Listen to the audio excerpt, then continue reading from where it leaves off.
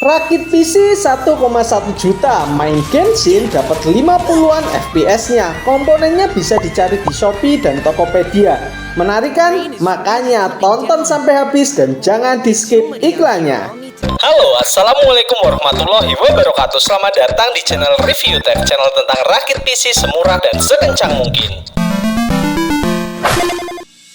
Sebelum mulai, terima kasih buat teman-teman yang sudah memberikan super thanks dan gift selama bulan Ramadan. Nanti hasilnya akan saya akumulasikan dan akan dibuat konten PC spesial THR setelah Lebaran. Rakitan PC kali ini dengan budget 1 jutaan dari Intel dengan VGA Nvidia. Dan ini salah satu video dengan performa gaming yang sangat oke di budget tersebut. Jadi buat teman-teman yang pengen punya PC habis lebaran, ini bisa jadi referensi buat kalian.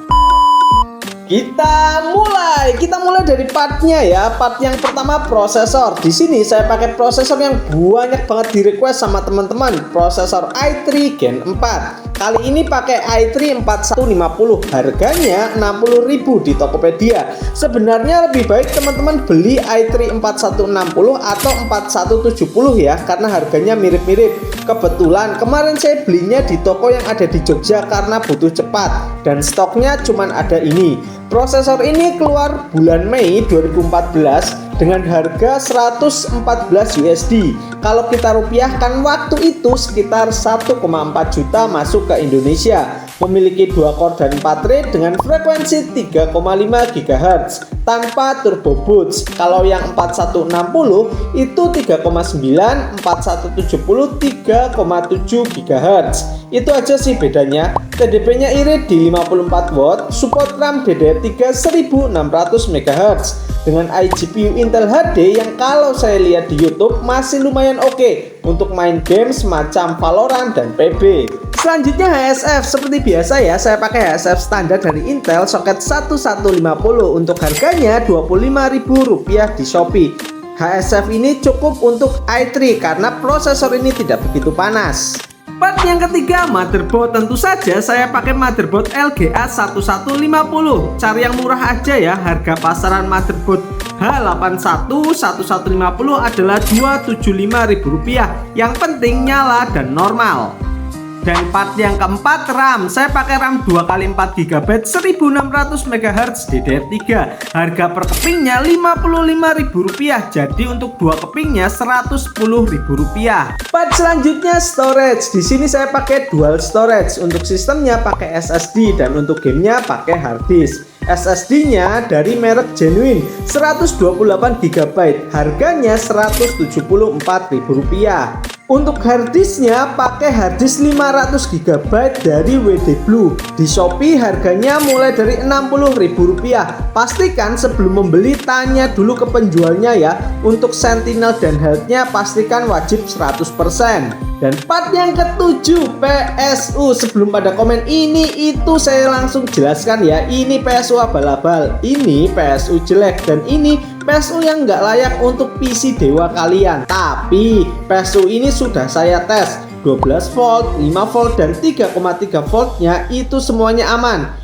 Ini PSU Simbada 380 watt. PSU ini aman selama tegangan listrik di rumah kalian juga aman. Dan output maksimal yang bisa ditampung oleh PSU ini tidak lebih dari 100 watt. Harga PSU ini di Shopee adalah Rp35.000. Part selanjutnya VGA. Dulu saya menganggap remeh VGA ini, kayak apa sih VGA nggak jelas, performanya paling nggak bagus, kipas adanya, bentuk gak menarik. Asumsi saya performanya paling setara AMD A series. Ternyata saya salah, maaf ya VGA. Ini adalah Nvidia GT 730 1GB GDDR5. Ingat ya, ini versi yang GDDR5. Kalau teman-teman dapat versi GDDR3, performanya jauh di bawah ini, jadi skip saja. VGA ini memiliki GPU clock 902 MHz dan karena memori busnya hanya 64 bit, maka bandwidthnya cuma 40 Gbps. Nah, istimewanya TDP-nya itu loh cuma 38 watt dengan kipas yang kecil tapi suhunya bisa terhandle dengan baik. Masih pakai DirectX 11, jadi nggak bisa buat main game terkinian seperti God of War 4. Tapi game lawas dan game e-sport pasti bisa dilebas. Saya beli VGA ini offline di Jogja, ketemuan sama orang harganya 180.000. Tapi misal teman-teman minat buat beli VGA seperti ini, cari saja di Tokped atau Shopee. Harganya 300.000 untuk versi yang VRAM 1GB dan 350-an ribu untuk versi VRAM 2GB. Terakhir, casing. Kita pakai casing standar dan bekas, pokoknya yang tidak korosi dan layak pakai. Harga di Shopee sekarang lumayan naik ya, ke 75.000. Jadi sebaiknya teman-teman beli offline aja. Kalau teman-teman keliling di offline, biasanya bisa nemu casing seperti ini di harga 50 ribuan. Jadi total harga part-part di atas kalau teman-teman beli semuanya di online adalah Rp1.114.000.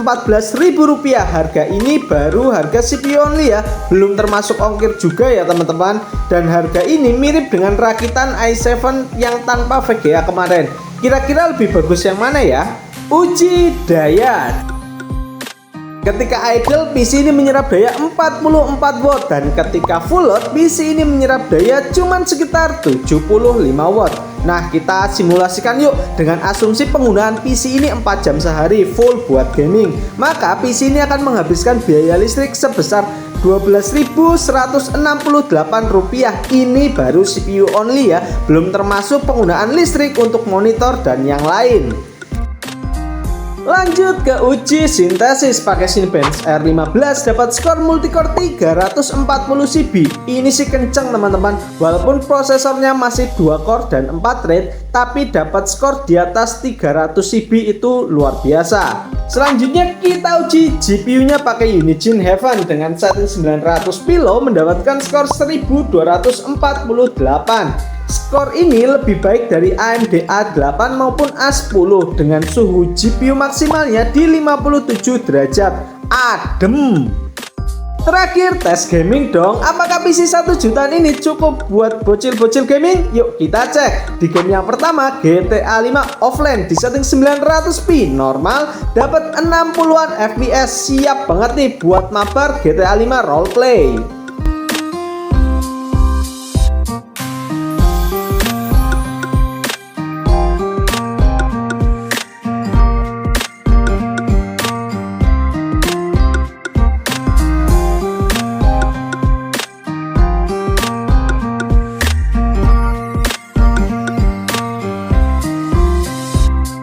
Game yang kedua Valorant. Maaf ya, kemarin saya lupa malah rekam Valorant langsung lewat WA karena yang punya PC ini minta dikirimin video Valorant.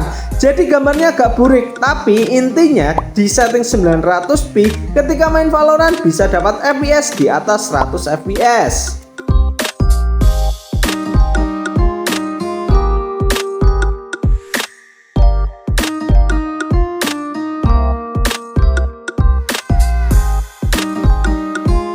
Game ketiga Euro Truck Simulator 2 di setting 900p normal masih dapat FPS di atas 50 FPS.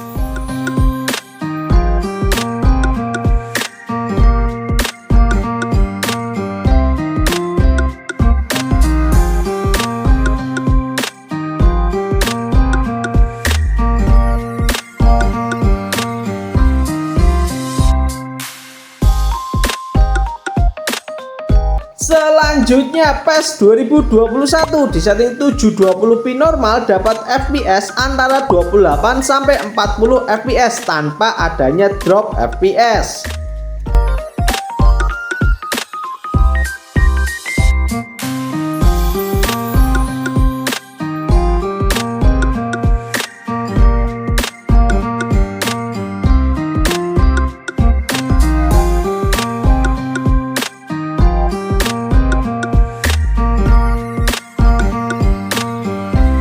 Game yang kelima Genshin Impact. Nah ini nih yang di request sama Mas Zio Tumai.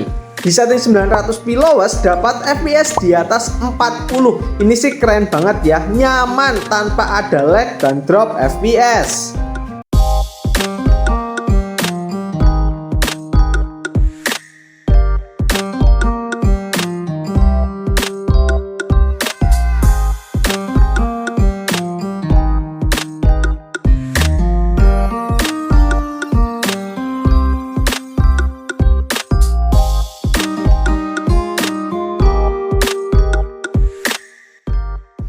Lanjut ke Dota 2 di setting 900p fastest, waktu laning dapat FPS di atas 60, waktu war nggak begitu jauh dropnya, masih dapat 50-an FPS. Cocok nih buat yang mau manjat MMR.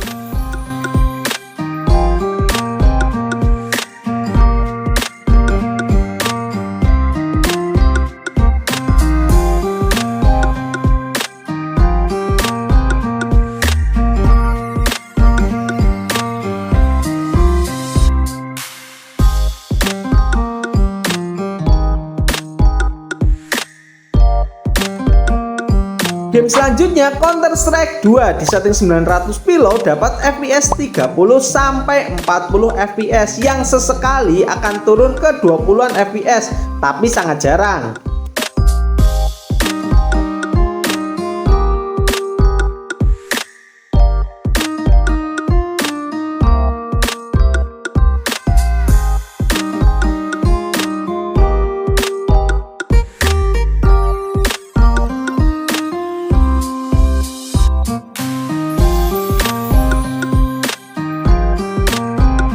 Terakhir Free Fire, ini game yang banyak di request sama bocil. Dengan LD player 9 dapat 30 FPS stabil bos, mantap buat mabar. Surga itu FF, surga itu FF, surga itu FF. Surga itu FF, duniawi juga FF. Sumpah mati aku mau.